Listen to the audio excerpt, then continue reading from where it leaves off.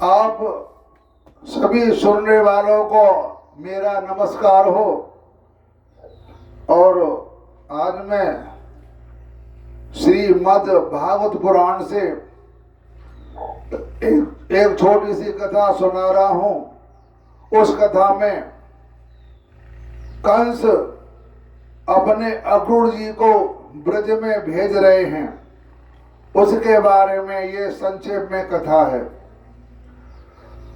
तो जब अक्रूर जी को कंस ब्रज में भेजते हैं, उसका कारण क्या है वो आपको जब कथा सुनेंगे तो पता लग जाएगा किसकी वजह क्या है जो कि कंस ने अक्रूर जी को ब्रज में भेजा।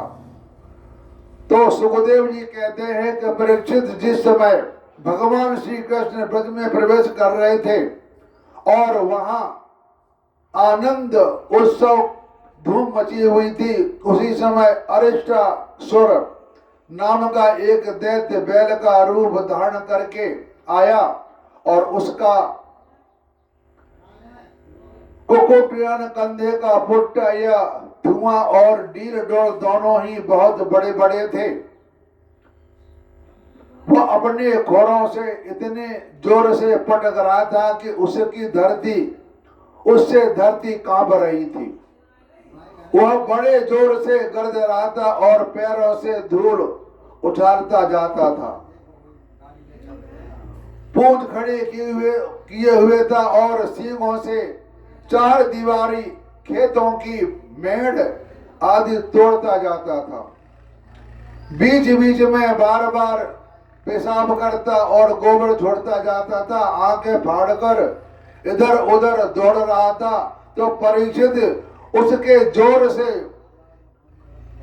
हकड़ने से निष्ठुर गर्जना से भय का स्त्रियों और गौओं के 3-4 महीने के गर्भ गिर गए और 5-6 महीने के भी गिर जाते थे।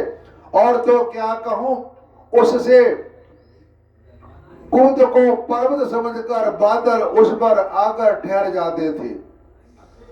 इतना बड़ा भयंकर विशाल था, पहाड़ से भी बड़ा। तो परीक्षित उस तीखे सींग वाले बैल को देखकर गोपियां और गोप सभी भयभीत हो गए। पशु तो इतना डर गए कि अपने रहने का स्थान छोड़कर भाग ही गए। उस समय ब्रजवासी श्री कृष्ण हमें इस भय से बचाओ, इस प्रकार पुकारते हुए भगवान श्री कृष्ण की शरण में आए। और भगवान ने देखा कि हमारा गोकुल बहुत भय भीत हो रहा है, तब उन्होंने डरने की कोई बात नहीं ये कहकर सबको ढांढस बंधाया और वृषासुर को ललकारा, अरे मूर्ख महादुष्ट, तू इन गौओं और गारों को क्यों डरा रहा है? इससे क्या होगा? देख, तो जैसा दुरात्मा दुष्टों के बल का घमंड चूर चूर कर देने वाला यम यह मैं हूं। इस प्रकार ललकार कर भगवान ने तार ठोक की और क्रोधित होकर करने के लिए अपने एक सखा के गले में बाहें डालकर खड़े हो गए। भगवान श्री कृष्ण की इन चुनौती से यह क्रोध के मारे तिलमिला उठा और अपने खोरों से बड़े जोर से धरती खोदता हुआ श्री कृष्ण की ओर झपटा। उस समय उसकी उठाई हुई पूंछ के धक्के से आकाश के बादल तितर बितर होने लगे। उसने अपने तीखे सींग आगे कर लिए, लाल लाल आंखों से टकटकी लगाकर श्री कृष्ण की ओर टेढ़ी नजर से देखता हुआ वह उन पर इतने जोर से टूटा मानो इंद्र के हाथ से छोड़ा हुआ वज्र हो। तो भगवान श्री कृष्ण ने अपने दोनों हाथों से उसके दोनों सींग पकड़ लिए और जैसे एक हाथी अपने से बढ़ने वाले दूसरे हाथी को पीछे हटा देता है, वैसे ही इन्होंने उसे 18 पग पीछे ठेल कर गिरा दिया। तो भगवान ने इस प्रकार ठेल देने से वह फिर तुरंत ही उठ खड़ा हुआ और क्रोध से अचेत होकर लंबी लंबी सांसें छोड़ता हुआ फिर उन पर झपटा। उस समय उसका सारा शरीर पसीने से लथपथ हो गया था। भगवान ने जब देखा कि वह मुझ पर प्रहार करने ही चाहता है, तब उन्होंने उसके सींग पकड़ लिए और उस समय लात मारकर जमीन पर गिरा दिया और फिर पैरों से दबाकर इस प्रकार उसका कचू मर निकाला जैसे कोई गीला कपड़ा निचोड़ कर रहा हो। इसके बाद उसका सींग उखाड़ कर उसको खूब पीटा, जिससे वह पड़ा ही रह गया। तो परीक्षित, इस प्रकार वह दैत्य मुंह से खून उगलता हुआ, गोबर मूत्र करता हुआ पैर फड़कने लगा। उसकी आंखें उल्टी हो गईं। उसने बड़े कष्ट के साथ प्राण छोड़े। अब देवता लोग भगवान पर फूल बरसा कर उनकी स्तुति करने लगे। तो जब भगवान श्री कृष्ण ने इस प्रकार बैल के रूप में आने वाले अष्टासुर को मार डाला, तो सभी गोप उनकी प्रशंसा करने लगे और उन्होंने बलराम जी के साथ गोष्ठ में प्रवेश किया और उन्हें देख देख कर गोपियों के नयन मन आनंद से भर गई। तो परीक्षित, भगवान की लीला अत्यंत अद्भुत है। इधर जब उन्होंने अष्टासुर को मार डाला, तब भगवानमय नारद, जो लोगों की शीघ्र से शीघ्र भगवान का दर्शन कराते रहते हैं, कंस के पास पहुंचे। नारद जी का काम है भगवान के दर्शन कराना। कैसे करते हैं वह बात नारद जी बताते हैं। उन्होंने उससे कहा कि कंस, नारद जी कंस से कह रहे हैं कि कंस, जो कन्या तुम्हारे हाथ से छूटकर आकाश में चली गई, वह तो यशोदा की पुत्री थी, और ब्रज में जो श्री कृष्ण हैं वो देवकी के पुत्र हैं। वहां जो बलराम जी हैं वे रोहिणी के पुत्र हैं। वसुदेव ने तुमसे डरकर अपने मित्र नंद के पास उन दोनों को रख दिया है। उन्होंने ही तुम्हारे अनुचर दैत्य का वध किया है। यह बात सुनते ही कंस की एक एक इंद्रिय क्रोध के मारे कांपने लगी। उसने वासुदेव जी को मार डालने के लिए तुरंत तीखी तलवार उठा ली, परंतु नारद जी ने रोक दिया। जब कंस को यह मालूम हो गया कि वसुदेव के लड़के ही हमारी मृत्यु के कारण हैं, तब उसने देवकी और वसुदेव दोनों को ही पति पत्नी को हथकड़ी और बेड़ी से जकड़कर फिर जेल में डाल दिया। जब देवर्षि नारद चले गए, तब कंस ने केसी को बुलाया और कहा, तुम ब्रज में जाकर बलराम और श्री कृष्ण को मार डालो। वह चला गया। इसके बाद कंस ने मुष्टिक, चाणूर, सल, तौसल आदि पहलवानों और मंत्रियों और महावतों को बुलाकर कहा कि वीरवर, चाणूर और मुष्टिक, तुम लोग ध्यान पूर्वक मेरी बात सुनो। वसुदेव के दो पुत्र बलराम और कृष्ण नंद के ब्रज में रहते हैं और उन्हीं के हाथ से मेरी मृत्यु बदलाई जाती है। अतः जब वे यहाँ आवे, तब तुम लोगों ने कुश्ती लड़ाने के बहाने मार डालना। अब तुम लोग भांति के मंच बनाओ और उन्हें अखाड़े के चारों ओर गोल गोल सजा दो। उन पर बैठकर नगरवासी और देश की दूसरी प्रजा इस स्वच्छंद दंगल को देखें। महावत, तुम बड़े चतुर हो। देखो भाई, तुम दंगल के घेरे के फाटक पर ही अपने कोलिया पीड़ हाथी को रखना, और जब मेरे शत्रु उधर से निकले तब उसी के द्वारा उन्हें मरवा डालना। इस चतुर्दश की विधि पूर्वक धनुष यज्ञ प्रारंभ कर दो और उसकी सफलता के लिए वरदानी भूतनाथ भैरव को बहुत से पवित्र पशुओं की बलि चढ़ाओ। तो परीक्षित, कंस तो केवल स्वार्थ साधन का सिद्धांत जानता था, इसलिए उसने मंत्री, पहलवान और महाभक्त को इस प्रकार आज्ञा देकर श्रेष्ठ यदुवंशी अक्रूर को बुलवाया और उनका हाथ अपने हाथ में लेकर बोला, अक्रूर जी, आप तो बड़े उदार दानी हैं, सब तरह से मेरे आदरणीय हैं। आज आप मेरा एक मित्रोचित काम कर दीजिए, क्योंकि भोजवंशी और वृषवंशी यादवों में आपसे बढ़कर मेरी भलाई करने वाला दूसरा कोई नहीं है। यादव दो तरह के बताए गए हैं, एक भोजवंशी और एक वृषवंशी। दो तरह के यादव होते हैं। यह काम बहुत बड़ा है, इसलिए मेरे मित्र मैंने आपका आश्रय लिया है। ठीक वैसे ही जैसे इंद्र समर्थ होने पर भी विष्णु का आश्रय लेकर अपना स्वार्थ साधन रहता है।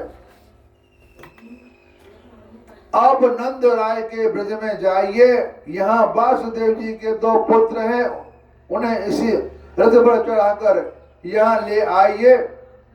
बस अब इस काम से देर नहीं होनी चाहिए।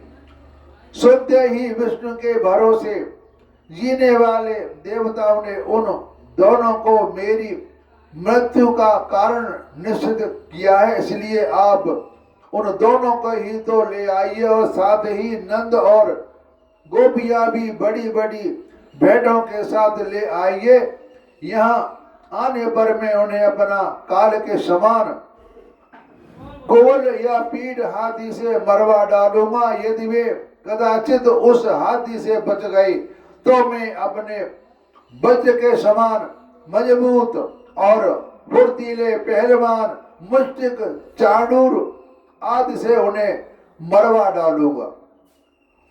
उनके मारे जाने से वसुदेव और वृष्णि, भोज और दशहर वंशी उनके भाई बंधु शोककुल हो जाएंगे। फिर उन्हें मैं अपने हाथों मार डालूंगा।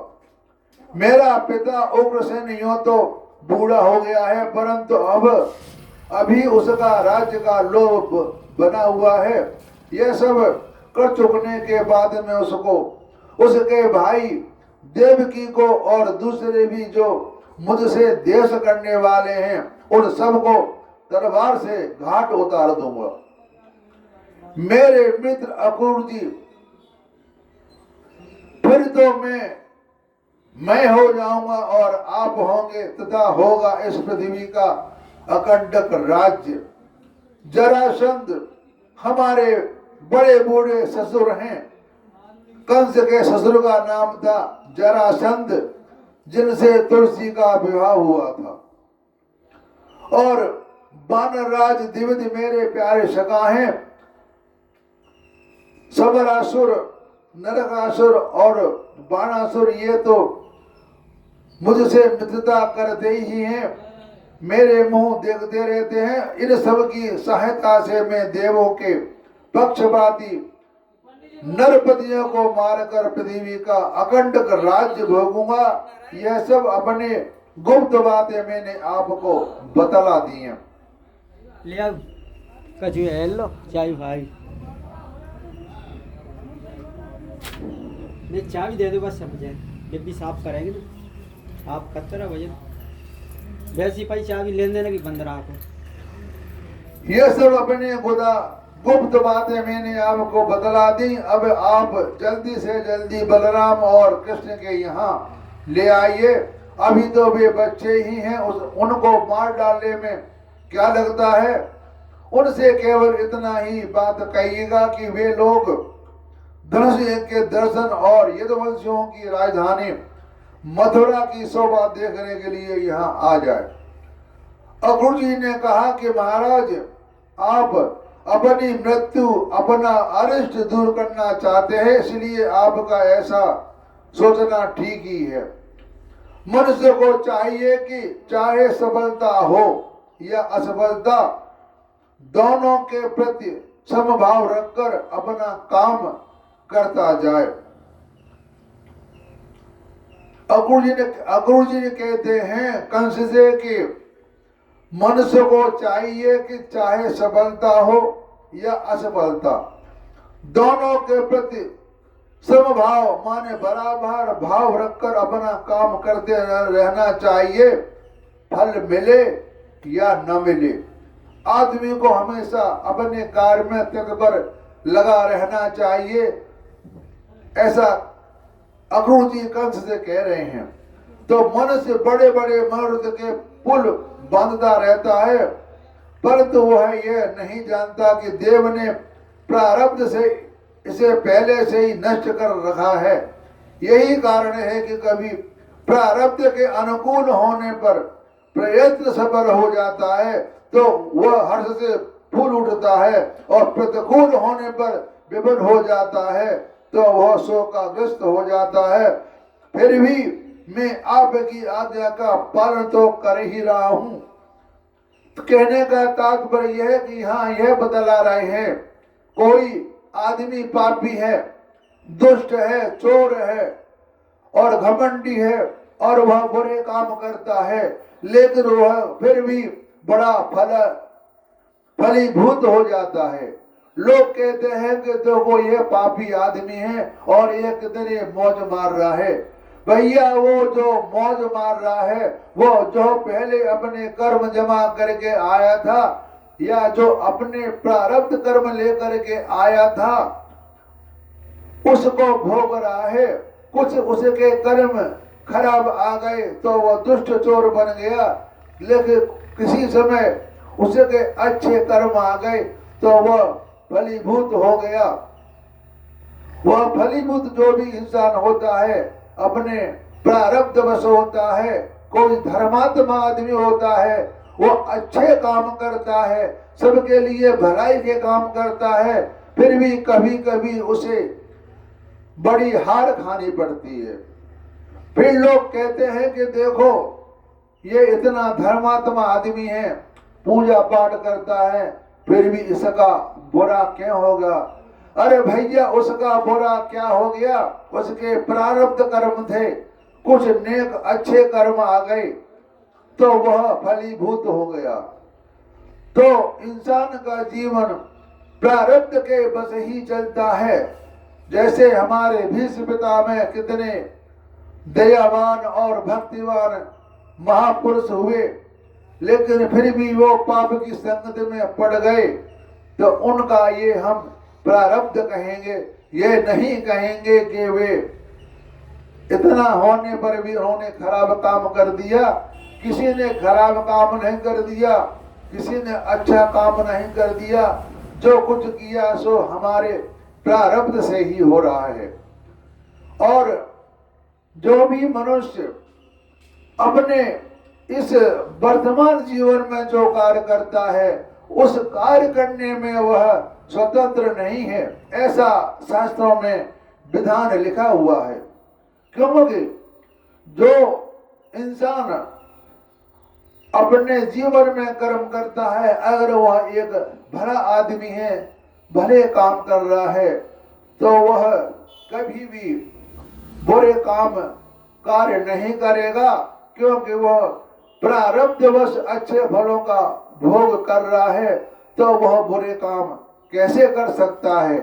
अन्य और कोई पापी आदमी है, चोर चकोरा है, अपने प्रारब्धवश, तो वह अच्छे काम भैया कहाँ से करेगा, वो तो चोर चकारी ही करेगा।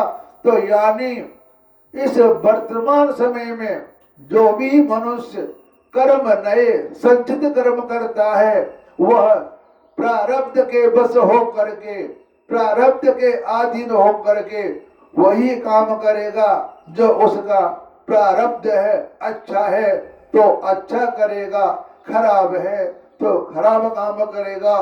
तो सुखदेव जी कहते हैं कि कंस ने मंत्रियों और अक्रूर जी को इस प्रकार आज्ञा देकर सबको विदा कर दिया, और इसके बाद वह अपने महल में चला गया और अक्रूर जी अपने घर लौट आए। तो इसके बाद में मैंने आपको ये कहानी सुना दी। इसके बाद में इससे आगे की जो व्याख्या है वो अगले वीडियो में सुनाऊंगा।